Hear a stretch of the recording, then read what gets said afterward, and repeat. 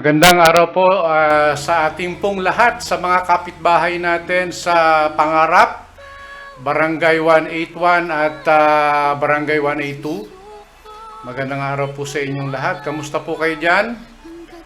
Ang balita po ay wala ata kayong kuryente, tubig, internet, at maayos na kalsada o accessibility, Ano pong nangyari sa inyo, mga kapitbahay dyan sa Pangarap? Ako po si Eric Tan.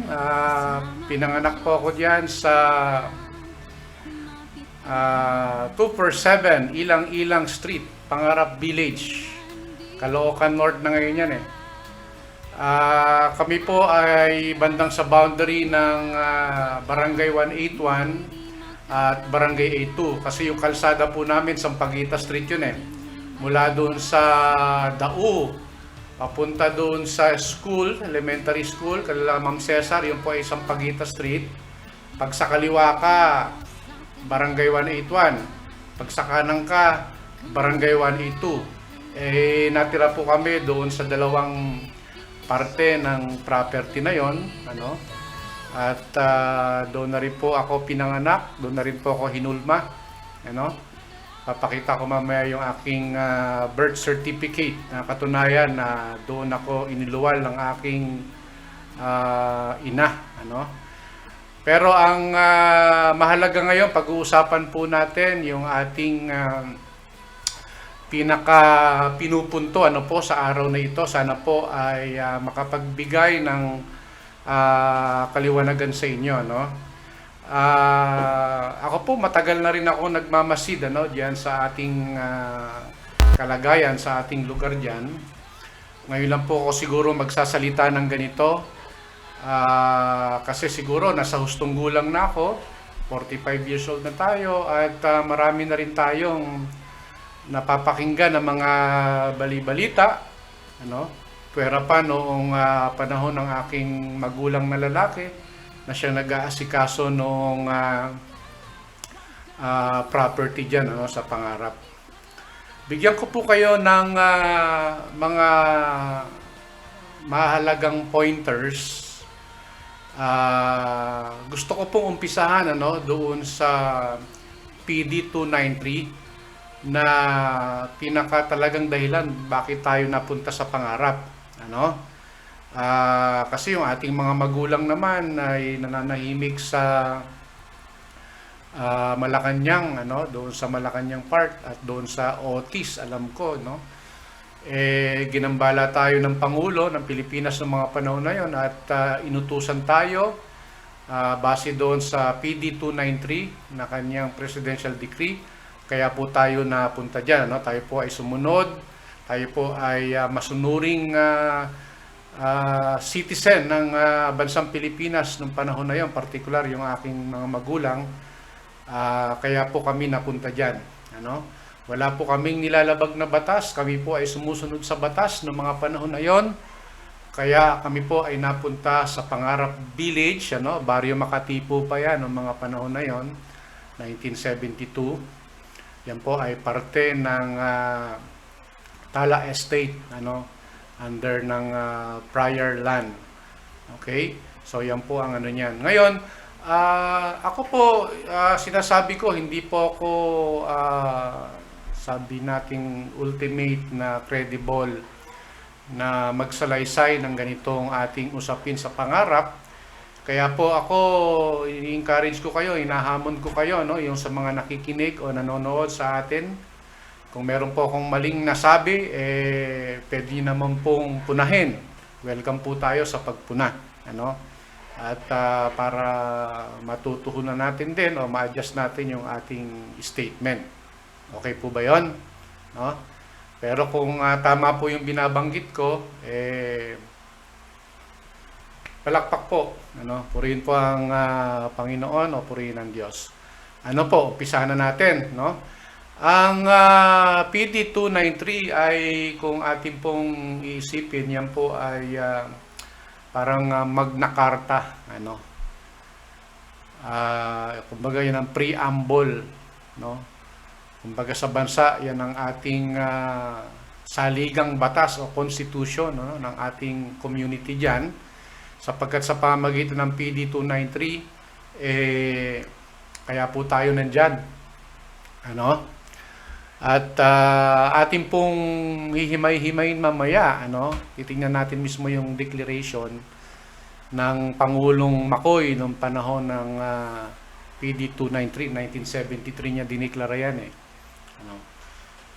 At tingnan natin kung paano nangyari, paano nagkaroon tayo ng kaguluhan o deprivation noong panahon ng around 1988. Nagkaroon tayo ng deprivation, nagkaroon tayo ng kaguluhan mula nung naibaba yung desisyon ng Supreme Court, yung GR number 70484, na pinagmula ng ating kalbaryo. Yung ating kaligayahan ay nag-umpisa noong PD 293, at ngayon naman po, noong panahon ng 1988, doon po tayo nagkaroon ng problema. Dito po nagsimula ang lahat. Balikan po natin ang istorya ng pangarap. Kami po ay nananawagan sa aming Pangulo, bago ko siguro umpisahan itong ating talakayan.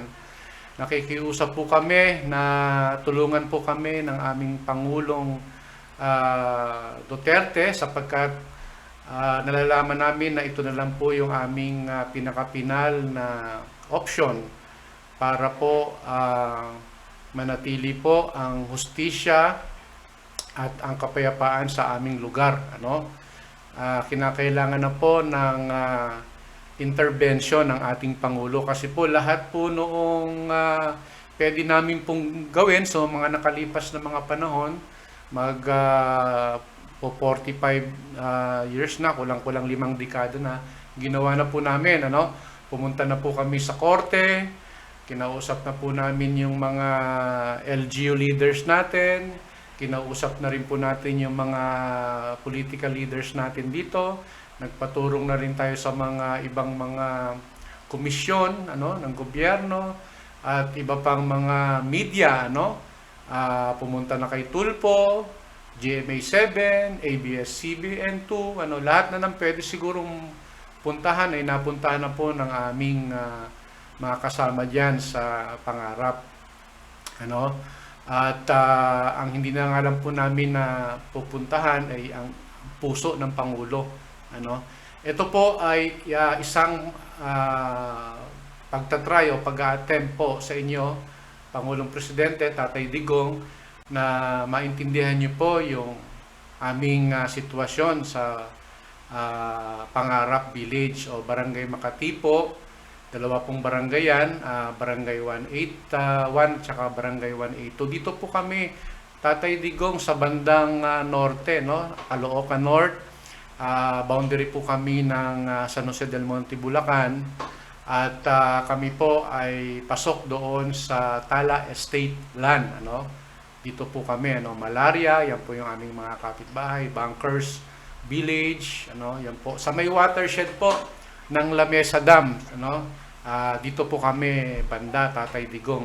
Sana po mapanood niyo po itong gagawin kong maikling presentation para maintindihan niyo po yung aming talagang kalagayan dito sa pangarap. Sana po ay maging maliwanag po, panalangin ko sa Diyos na maintindihan niyo po ang pangarap. At ito rin po ay dinaanan ng project ng MRT7, na kung saan po yung huling station po ng MRT7 project ay nandito po. At yung propose nga po na parang garahian ng mga bagon ng MRT7 ay papasok at pupunta dyan sa Araneta Avenue. Dati pong Apitong Street po yan, na pag-aari ng Araneta Group of Companies. Particular po yung Carmel Development Incorporation. At dito po magsisimula yung aking pong presentasyon, mahal na Pangulo. Sana po maintindihan niyo po, ano. Ang Araneta po, kung di niyo po maitatanong, siguro alam niyo na rin po, kasama rin po yan sa mga oligarchs, ano. Siguro pwede nating i-categorize na oligarchs po yan, no, dito po sa ating bayan, ano. Kasama nila Sobel de Ayala, Pangilinan, Lopez, at yung iba po pong mga mayayaman po dito sa ating Pilipinas, ano, sa ating bayan. Ngayon, dito po yung magsisimula po yung kwento ko po sa inyo, ano, Tatay Digong, ano. Nagkaroon po kasi ng presidential decree nung panahon ng ating Pangulong Marcos, yung Presidential Decree 293, nilabas po yan ng September 14, 1973. Ang sinasabi po dito na ibinibigay sa Malacanang Homeowners Association bilang beneficiary yung certain portion ng Tala Estate dito po sa Caloocan City, ano. Ang Malacanang Homeowners Association Incorporated or MAHAY po, siya po ang ginawaran ng ating Pangulong Marcos noong panahon na yon para mag-ukupa, ano po, noong nasabing property. Nandiyan po yung mga titulo niyan, ano. At meron po doon ng mga panahon na yon, parang nagkaroon ng overlapping na kasalukuyang bumibili ang Carmel Farms pa po noon, Incorporated. Hindi pa po siya Carmel Development Incorporated. Carmel Farms pa po, ano. At ang sabi doon, yung mga numero dito na binabanggit ay ibinibigay, ano, dito sa Malacanang Homeowners Association or MAHAY po, ano, as beneficiary, ano, noong presidential decree po, ano. At sinasabi po dito, base po doon sa records ng Bureau of Lands ng mga panahon na po yun, ay kung may bumibili man, yung original purchasers man o yung subsequent transferees man, o nagbigay siya ng full payment doon sa, or installment of the purchase. Basahin ko na lang po, ano, ng buong buo, Tatay Digong, ano. Sabi to, whereas according to the records of the Bureau of Lands, neither the original purchaser nor neither subsequent transferees had made full payments of all the installment of the purchase money and interest on the lots claimed by the Carmel Farms Incorporated. Yung ibinibigay po sa MAHAY, Tatay, ay parang ibig sabihin ay kiniklaim din ng Carmel Farms or CDI, ano, sa panahon ngayon. Kaya lang meron pong sinabi ang Bureau of Lands ng panahon na yon, na sabing ganon, na ang association, no, na ang maninirahan doon dahil hindi napatunayan ng Carmel Farms sa Bureau of Lands na nabayaran nila ng buo yung nasabing property na binibili o binenta sa kanila, ano, previously ng previous owner. Whereas, it has been the firm policy of the government of this new society, as it was that also of the old, to provide opportunity for the landless and homeless to acquire even only residential lots, ano. So maganda naman po pala yung intensyon ng ating Pangulong Marcos ng panahon na yon para maibigay po doon sa mga walang lupa, ano, at least magkaroon sila ng bahay kahit residential lots lang, ano, kumpara doon sa isang panig, sa isang grupo na Carmel Farms ng panahon na yon. Ito hindi naman nila ito basta residential lot. Ito ay kumpanya at farm po ito, ano. Ang nagmamay-ari lang po niyan isa, no, isang tao o isang pamilya lamang, ano. So I think mas maganda yung intensyon ng Pangulong Marcos na mas marami ang makikinabang na i-grant po yung nasabing property sa Malacanang Homeowners Association Incorporated o MAHAY po, ano. Yun po yung aming naging basihan. Kaya po ang aming mga magulang mula noong 1972, no, ay nag-umpisa na pong pumunta diyan, ano. At 1973 nga nagkaroon ng opisyal na dokumento na para mapagtibay yung paglipat ano po ng mga empleyado ng Malacanang noong mga panahon na yon. Okay? So tapos ano po yan? Yan.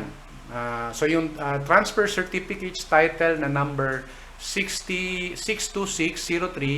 6204 at saka 6205, yan po yung mga inassign ano or kasalukuyang nakaprocess din ng mga panahon na yon sa Carmel Farms Incorporated, no, na binoid ano ng ating Pangulong Marcos base na rin doon sa sinasabi ng Bureau of Lands na hindi nila nagampanan yung dapat nilang gampanan as seller no, as buyer pala no ng property. Okay, so yan po yung aming pinangahawakan, Tatay Digong, hanggang ngayon, ano, at yung aming beneficiary man ay naka-register man po yan sa HLURB, ano. At yan po makikita nyo po 1973, March 21, 1973 po yan, ano, na nakarehistro pa. Matagal na po siya. So doon po Tatay Digong, pwede nyo pong i-review yan. Doon po iikot po yung aming pamamanhik, aming pagpapaliwanag dito, ano. At kasabay po nung Presidential Decree 293, marami pa pong presidential decrees na ginawa ang Pangulong Marcos noong mga panahon na yon.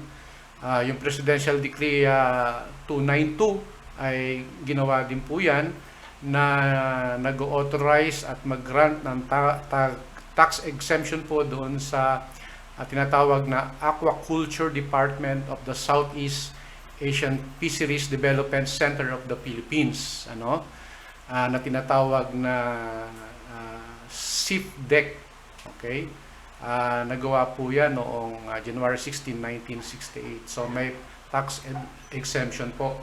At ito po hanggang ngayon ay I believe nagpapatuloy at nakakatulong po sa buong sambayanan, ano. Ito po ay kasama din doon sa diniklara ng ating Pangulong Marcos ng PD naman ay PD 292, ano. Mas nauna siya ng konti doon sa PD 293. At sumunod naman diyan yung PD 299 na ngayon po ay nai-enjoy na ng ating local government units.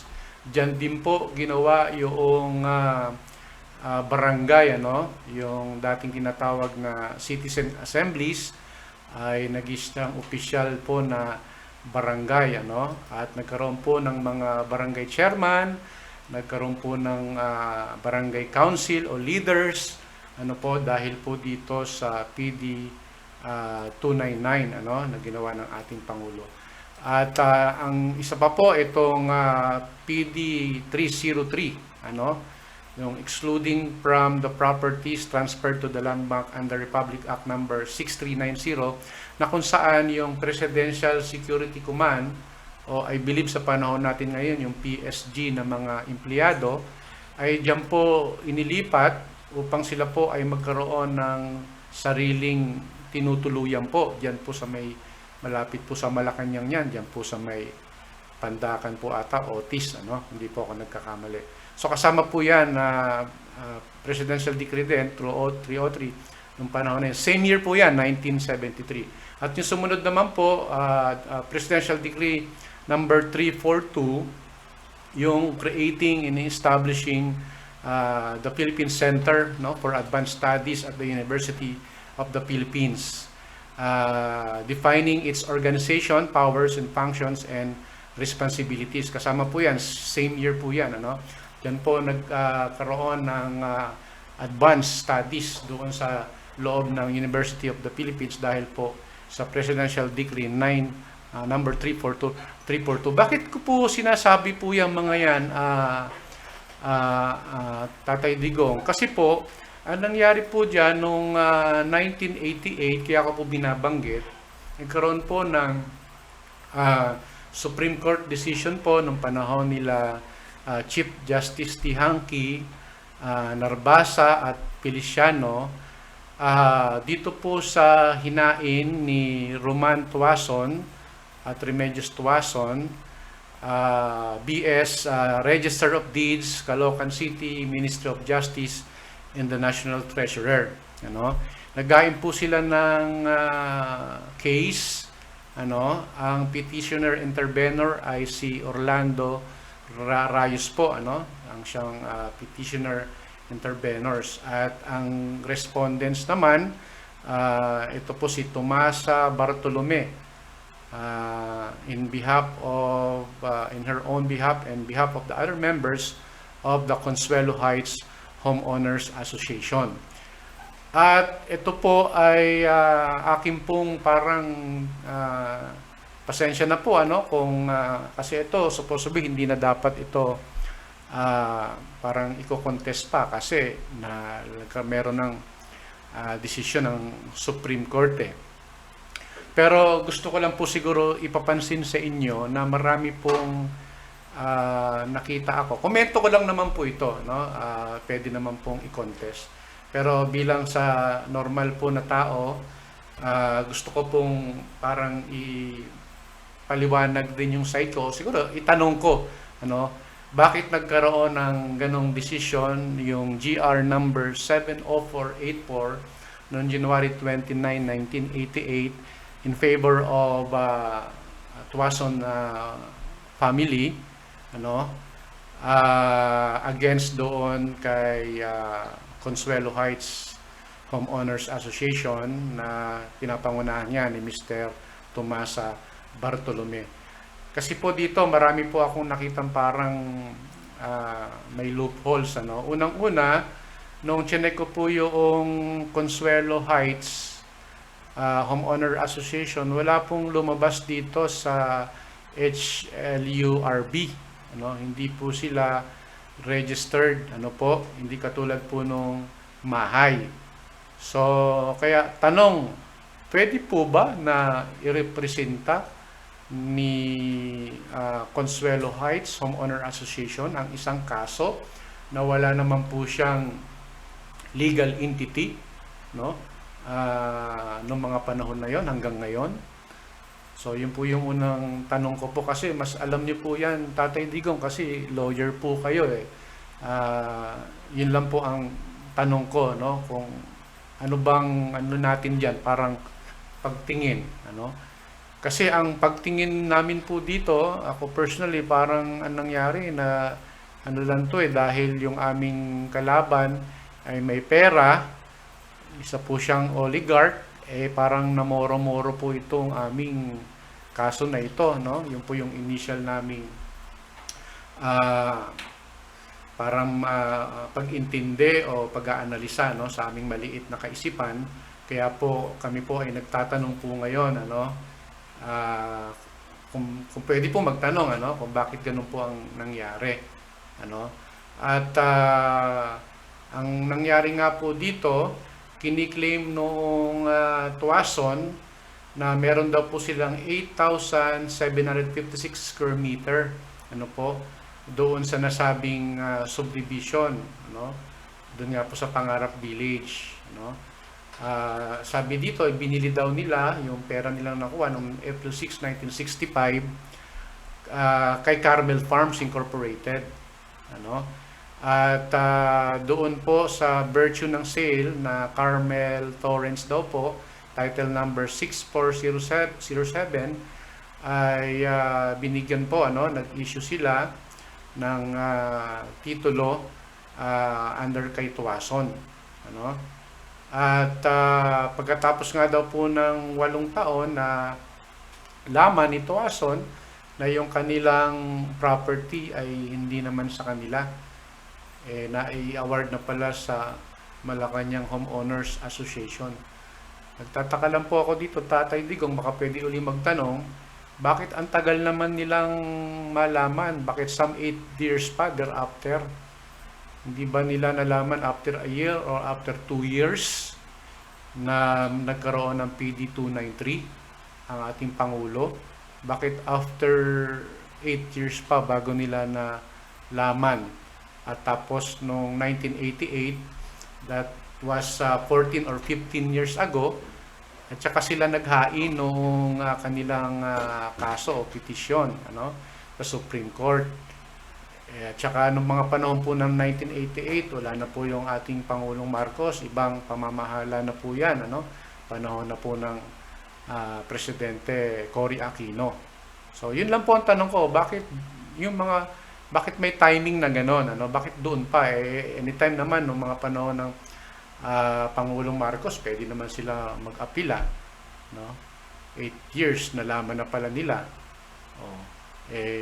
Ang Pangulo Marcos, I believe nandun pa, parang 1986 o 1988 lang siya ata nawala sa posisyon. So yun po yung mga katanungan, tatay, baka matulungan niyo po kaming masagot po ito,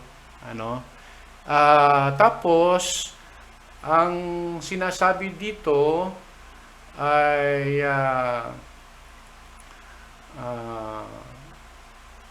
yun nga po, yung basihan daw ng pagdeklara ng Presidential Decree 293 ay base po doon sa failed to complete payment of the price, Kaya nabanggit po doon na according to the records of the Bureau of Lands, neither the original purchaser nor their subsequent transferees, kahit sitwasyon, made full payment of all installments of the purchase money and interest on the lots claimed by the Carmel Farms Incorporated.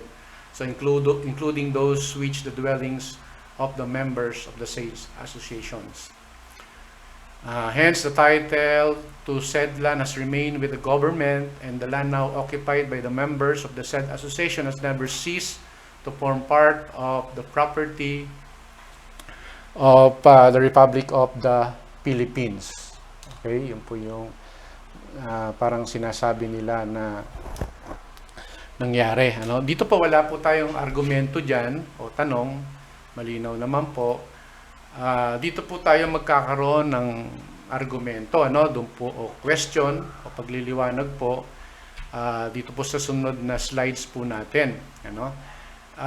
Sabi po dito, upon this judgment, Mr. Marcos invalidated the titles of Carmel Farms Incorporated and all those derived therefrom, and declared as apostated the members of the Malacanang Homeowners Association Incorporated present bona fide occupants of the lots, which in consequence thereby became open to them for disposition and sale.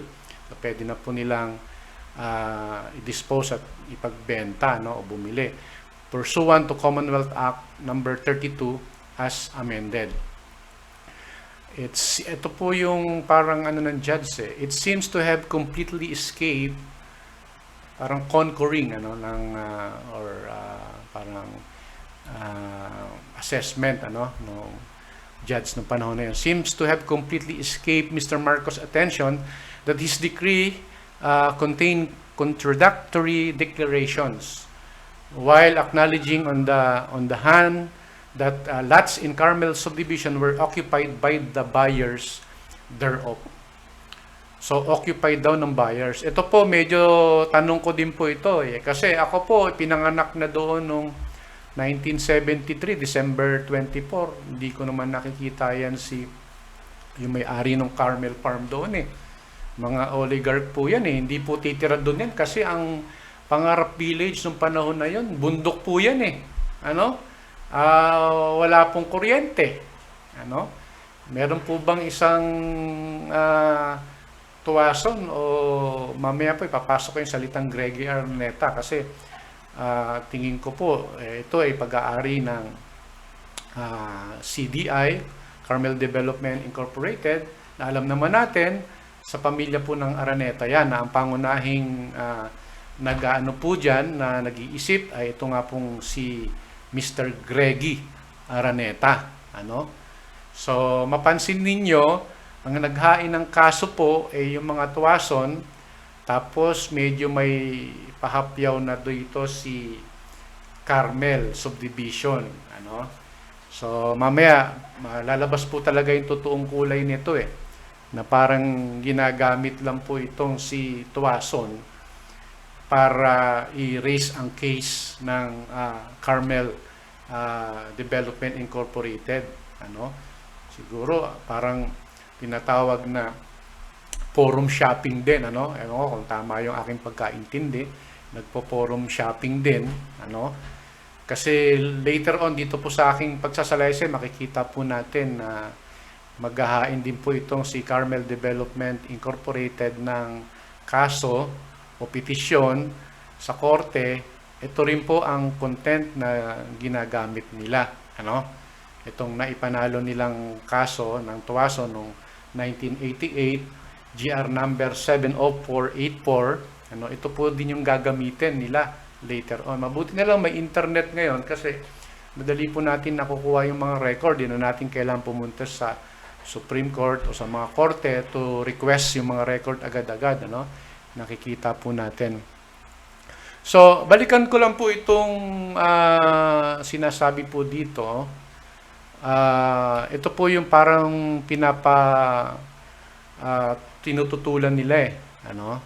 So, sabing ganon, paano mangyayari daw na yung buyer, yung Carmel Farm Incorporated, ay nandoon sa lugar, tapos nandoon din yung mga members ng Malacanang Homeowners Association Incorporated. At tinatawag nga daw bona fide occupants ng nasabing mga lupa. The latter aberment is not only essentially inconsistent with the former, but is both a physical and legal policy. Ano? Well known is the same time an absurdity of the subsumed proposition, self-evident for person not in possession of land, which probably have not even set foot therein, their own, cannot be deemed occupants, thereof much less bona fide occupants. So parang pinapawalang visa nila na yung mahay po ay occupant ng nasabing area kasi nandun daw po yung Carmel Subdivision or Carmel Farm. Ano kayang pinakita nila ditong dokumento para nasabi o picture na nagpicture na doon nakatira si may-ari ng Carmel Farm Incorporated. Kasi po, nung mga panahon na ito, 1973, 1974, doon po ako pinanganak. Bundok po ito. Wala pong maayos na tubig dito. No? Kami po naglalaba lang sa sapa. Walang kuryente. Ang ano lang po dito, gasera, nagaas. No? Yung may-ari po ba kaya ng Carmel Subdivision or Carmel Farms Incorporated ay makakatira sa ganitong lugar? Wala pa naman atang, meron na bang ano nun? Generator? 1974. Ano? So parang malabo po sila na nandoon, no? Ang makakatira lang po doon mahihirap, no? Mga simpleng tao po tulad ng mga miyembro ng Malacanang Homeowners Association, ano? So yan po yung aking tanong po diyan. Ito po yung aking birth certificate, ano? Makikita po diyan na ako po ay pinanganak diyan, ano? Philippine Statistics Authority, December 23, 1974, Pangarap Village, Caloocan City, birth of date. Yan. So, yan po yung aking tatay, Tatay Ernesto Tan, Nanay Florida Inolba. Yan. So, yan po yung patunay na kami po ay nandyan na noong 1974. Diyan po ako hinulma. So, ibig sabihin, mas maaga po yung aking mga magulang dyan, ano? Tapos, nung mga ito, mas bago-bago, 2010, ayan, nakita nyo naman po, ay meron po akong bill ng Meralco. Nagkaroon na po ng Meralco dyan sa lugar namin ng mga panahon na yan. Kaya lang po, tinanggal ngayon ang ating parang nagkiklaim daw na may-ari ng lupa. Ano? So, tuloy po natin yung yung mga proceeding po doon, no, mga statement doon sa GR 70484. Dito po ang respondent dito, itong si Consuelo Heights, kung mapapansin niyo po dun sa una. Nagtataka lang ako, bakit napunta siya dito? No? Bakit petition for interventions have of late been filed by 64 persons members of the Consuelo Heights Homeowners Association headed by Tomasa Bartolome. Ano? Unang-una po yung association nila hindi po rehistrado sa housing, no? At tapos kung mapapansin niyo po dito, kung babalikan natin, itong grupo na to, sila po yung respondent ano, ng pamilyang Tuason, no? Respondent po sila, ano? Nagtataka lang po ako bakit pagdating dito, no?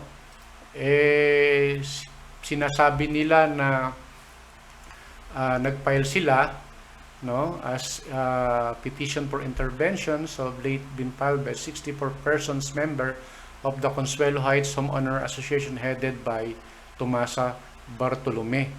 At ito, ang sabi dito, kiniklaim din nila they too had been divested of their lands by the same Presidential Decree 293, adopting as their own the allegations and prayer embodied in Tuason petition. Para pong nakakatawa naman po ito. Ano? Bakit ganito? Bakit parang hindi naman ata sila yung kalaban? Ano? Bakit pinapatutuhanan nila na yung Presidential Decree 293 ay na-divest sila noong land, divested of their lands? Bakit?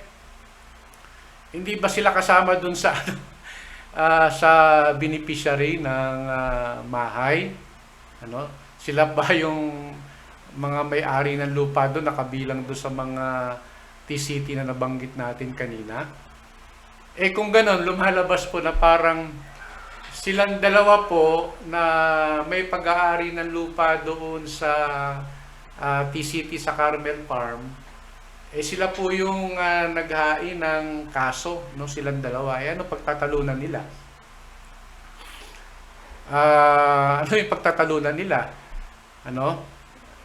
Parehas pala sila doong nag-agree sa PD 293 na ayaw nila yung PD 293 dahil pare-pareha silang na-divested noong declaration na yun bakit po ganon? Parang may problema po ata dito Ano?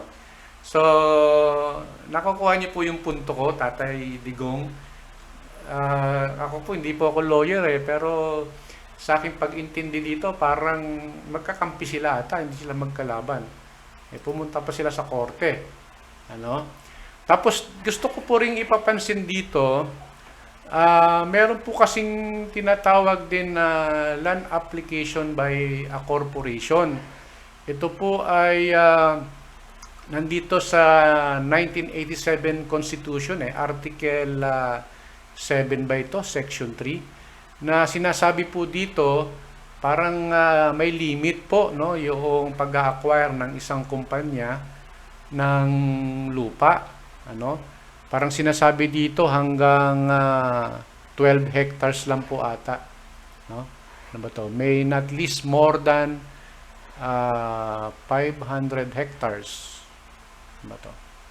Not, private corporation or association may not hold such alienable lands of the public domain except by lease for a period not exceeding 25 years. Renewable for not more than 25 years, exceed 1,000 hectares in area. No, citizen of the Philippines may lease not more than 500 hectares. No? Hindi pala sila pwedeng bumili ng maraming lupain. May limit pala. No? Ang magagawa lang nila ay magrenta. Ano ba ito? Itong sumunod. Yung like the 1973 Constitution, the 1987 Constitution allows private corporation to hold alienable lands of the public domain only through lease. Lease lang pala bakit kiniklaim nila? Kasi parang hanggang 12 hectares lang po ata, no? Ano ba to? could acquire not more than 24 hectares alienable branch of the public domain under the 1973 Constitution, and not more than 12 hectares under the 1987 Constitution. Mas pinakonti pala, no? Noong 1973 Constitution, hanggang 24 hectares pwede sila na mag-acquire. Tapos noong 1987, mas kokonti na, kalahati, binawasan ng kalahati. 12 hectares lang. Ang pwede. Ano ba yung kiniklaim nila sa pangarap? Ang pangarap, ano yan malaki yan no? Ilan ba yung kiniklaim ng pangarap? So, parang pong may problema po dito, no? Siguro, yun ang kailangan nating check na mabuti. Okay? Kung sakali man na kiniklaim nila, masyadong malaki para sa kanila yon, Especially kung na-award po yung kanilang itong GR 70484 noong January 29, 1988, pasok na sila dito sa 1987 Constitution na hanggang 12 hectares lang sila.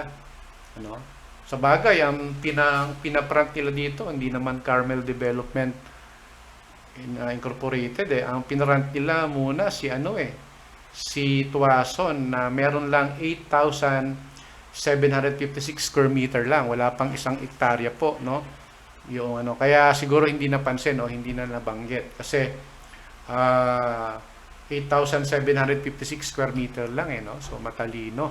So ito, kung gano'n ang kaso, hindi na ma-apply sa kanila. Pero makikita po natin later on yung talagang pinaka plano nila, no? Kasi gagamitin nila yan Gagamitin nila yung na yan, hindi doon sa isang titulo ni Tuason. Kiniklaim na nila lahat.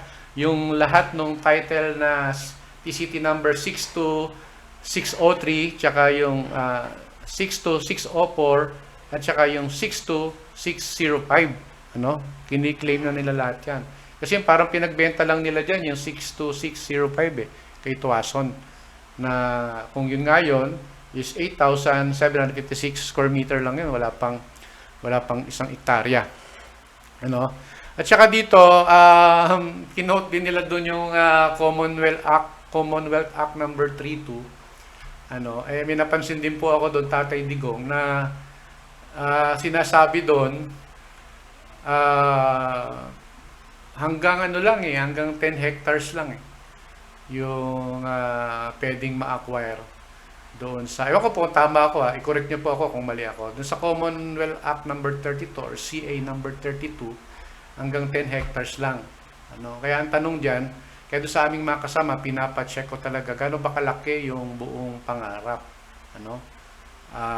Alam ko parang nasa 17 hectares yung yung kabuuan. So kung ganoon malaki, ito hanggang 10 hectares lang tong ina-allowed sa kanila Kung ito-quote nila itong prior lands sa Commonwealth Act number 32 as amended, hanggang 10 hectares lang.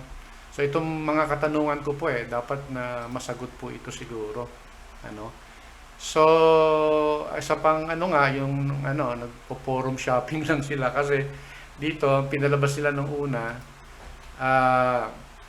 si Tuason na bumili ng lupa nila. So in-apply nila yung court decision doon sa kabuuan ng mga lupa. Although ang kiniklaim lang ni Tuason yung 8,756 square meter lang under doon sa TCT number 62605. Nung nag-file sila nung kaso noong 2013, ay kiniklaim na po nila yung buo. Yung GR number 194538, mamaya po ipopost ko. Moreto Mirialosa versus CDI. Carmel Development Incorporated, nanalo sila na naman diyan So diyan lumabas na yung kanilang entity, nung una si Tuason kayong dahilan bakit nila linabas.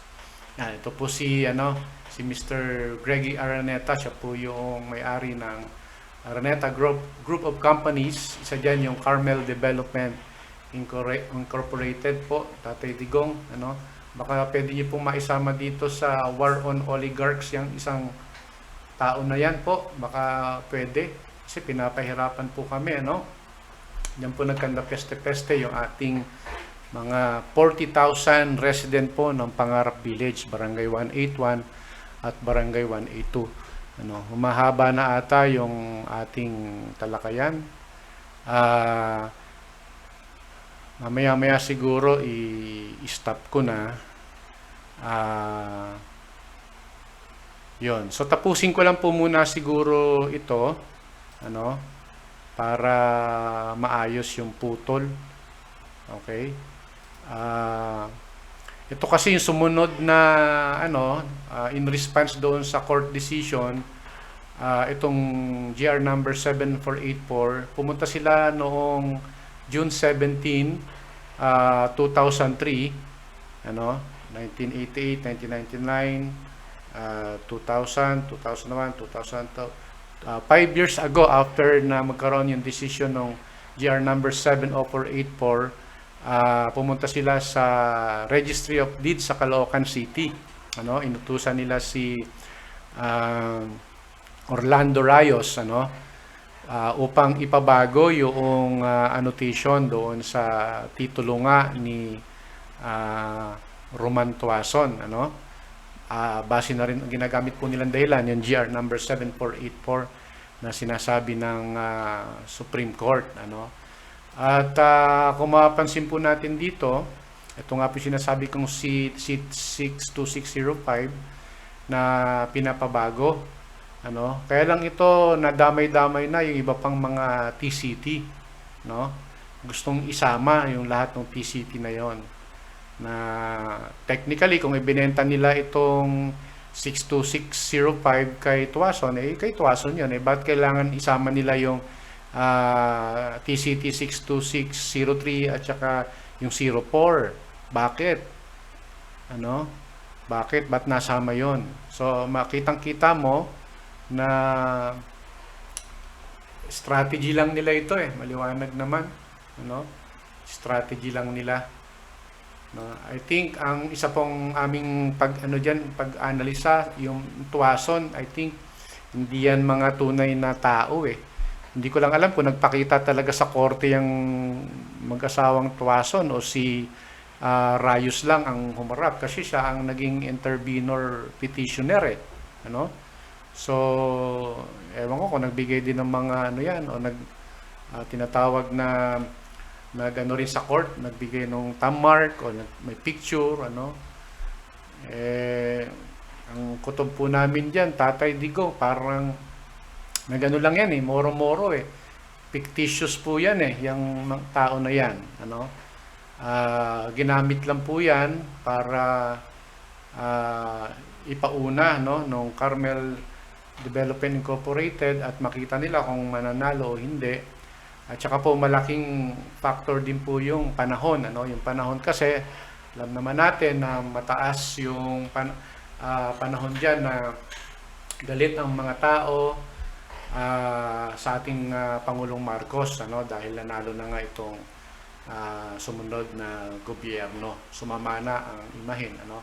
Kaya yun din po pinapakita ko sa inyo yung mga kaninang mga PD decrease ng ating presidente. Yung PD 292, yung sa SIFDEC na Southern ano ba to? Southern Association ng mga ano yan, sa mga aquatic resources, ano. Yan hanggang ngayon buhay pa po yan, Pati po yung PD iba pang mga PDs kabilang doon yung pag-create ng barangay, ano. Karoon ng barangay chairman, ano, kasi walang barangay chairman noon, walang council noon, kabesa lang sila, ang tawag kabesa, ano. Ang Pangulong Marcos po ang nag-initiate niyan. Ngayon yung GR number 70484, kung ating pong pag-aaralan yung mga content doon, parang masama po yung kanilang naging assessment doon dahil nga daw naging martial law, kaya sumobra po daw yung kapapamahalaan ng ating Pangulo na dapat yun legislative ang mag-void ng certain title. Wala daw kapamahalaan ang ating Pangulo na mag-void noon, kundi ang Korte Suprema lang o ang court lang dapat. Sumobra po daw yung power. Ang tanong, sino ba nagbigay ng martial law power sa ating Pangulo? Diba Constitution din? Yun. So, medyo parang maraming questionable, no? So, anyhow, at least ito, pinapakita ko po sa inyo yung mga punto. Sana naman intindihan niyo po yung gusto kong iparating, Tsaka na po natin tutuloy ito doon sa pinapabago nila yung annotation noong June 17, 2003. Pumunta itong si Ginoong Rayos, Orlando Rayos, na kanilang intervenor na pinagalitan ng ng court doon kasi hindi naman siya yung tinatawag na party doon sa kaso. Siya yung nakikialam doon, Kaya pinagalitan siya ng korte. Sabi doon, Rayos is not a party in this case and therefore has no personal standing to file the instant motion, alam na alam mo na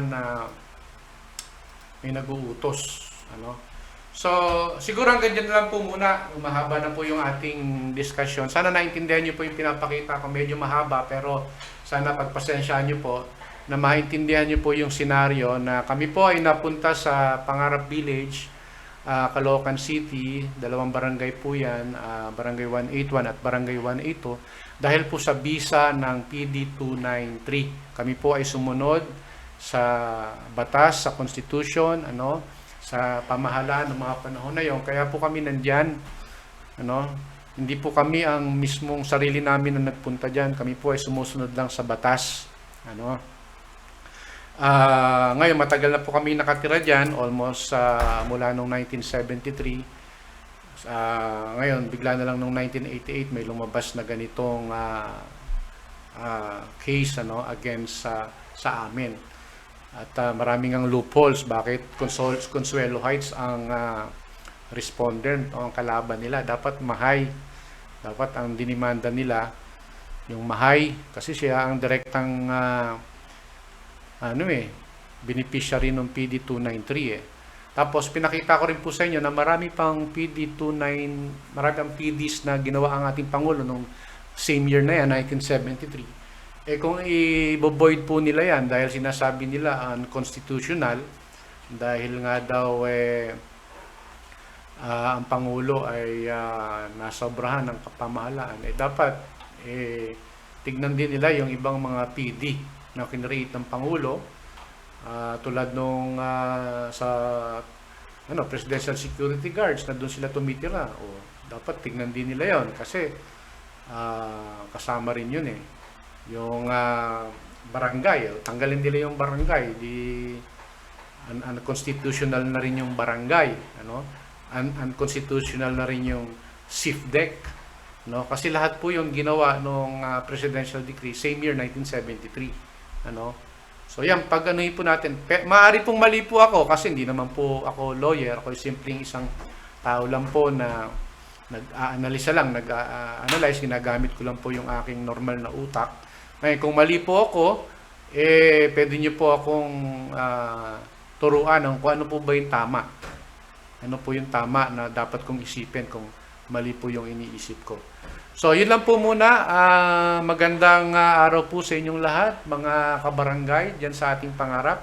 Sana po, maintindihan po natin yung argumento na nire-raise ko dito. Marami pa tayong pag-uusapan in next video naman kasi mahaba na tayo. So hanggang dito na lang po muna. Maraming salamat po sa inyong pagsubaybay at sana po wag po kayong magsawa na sumubaybay dito kasi importante po ito. Ito pong pinag-uusapan natin. Dito po nakasalalay ang ating sambayanan. So pagtiyagaan po natin para po tayong kumbaga nag-aaral uli. Pakinggan po muna natin yung